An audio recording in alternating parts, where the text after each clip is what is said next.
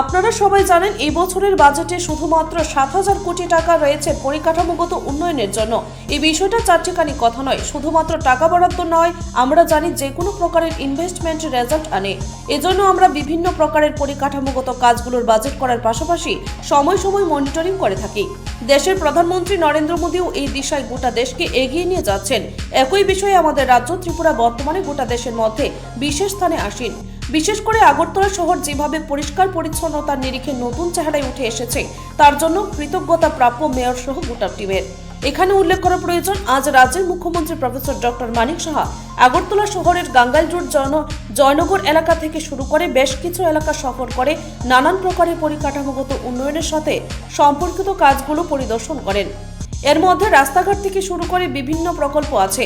মুখ্যমন্ত্রীর এই পরিদর্শনকালে মেয়র দীপক মজুমদার, পশ্চিম ত্রিপুরা জেলা শাসক ডক্টর বিশাল কুমার সহ বিভিন্ন স্তরের প্রশাসনিক আধিকারিকরা ছিলেন। এ সম্পর্কে সংবাদ মাধ্যমের সাথে কথা বলতে গিয়ে মুখ্যমন্ত্রী প্রফেসর ডক্টর মানিক সাহা দাবি করেন, আজ থেকে ৩-৪ মাস আগেও তিনি একই রকম ভাবে ভিজিট করেছিলেন, আজকেও করছেন, আগামী দিনেও করবেন। মূলত বিভিন্ন প্রকারের উন্নয়নমূলক কাজগুলো যাতে করে সময়ের সাথে গুণমান বজায় রেখে সম্পন্ন হয়, তার জন্য বর্তমান সরকার গুরুত্ব সহকারে কাজ করছে দাবি মুখ্যমন্ত্রীর। এদিকে আজকের এই পরিদর্শনকালে বিভিন্ন স্তরের সাধারণ মানুষের সাথে খোলাখুলি কথা বলে মুখ্যমন্ত্রী বিভিন্ন বিষয় সম্পর্কে জেনে নেন এবং কিছু কিছু ক্ষেত্রে দেখা গেছে প্রয়োজনীয় উদ্যোগ গ্রহণ করার জন্য প্রশাসনিক ব্যক্তিদের সাথে সাথে নির্দেশ দান করেছেন। আমরা নিতে পারবো, উঁচু করে দেবো, উঁচু করলেই হবে না, আবার অনেকের বাড়ি আবার নিচে চলে যাবে, তো এগুলো মাথায় রেখে এগুলো করতে হবে বুঝে শুনে। আর এগুলো তো পুরনো শহর, এগুলো তো অনেক দিনের পুরনো শহর, এগুলো তো প্ল্যান্ট সিটি না। এই আনপ্ল্যান্ট সিটিকে মানুষ করা এটা কিন্তু বিরাট কষ্ট। আপনারা দেখেছেন চারিদিকে ড্রেন হচ্ছে। আজকে এইডিবি ফান্ড আমরা নিয়েছি, আমাদের মিউনিসিপ্যালিটির ফান্ড আছে, বিভিন্নভাবে আমরা স্মার্ট সিটির ফান্ড নিচ্ছি।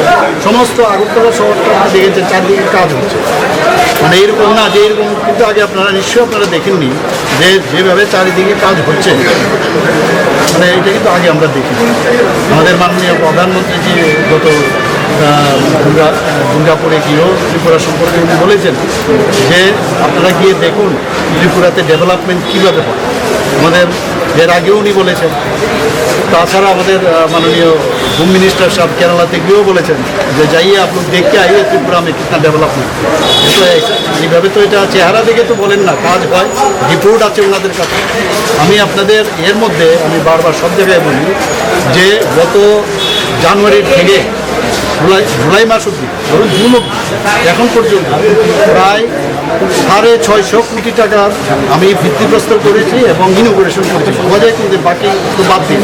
এখন আমি যখন বলছিলাম, একজন বলছে অলরেডি 700 কোটি টাকা ক্রস করে গেল। ব্যুরো রিপোর্ট, অবিরাম 24x7।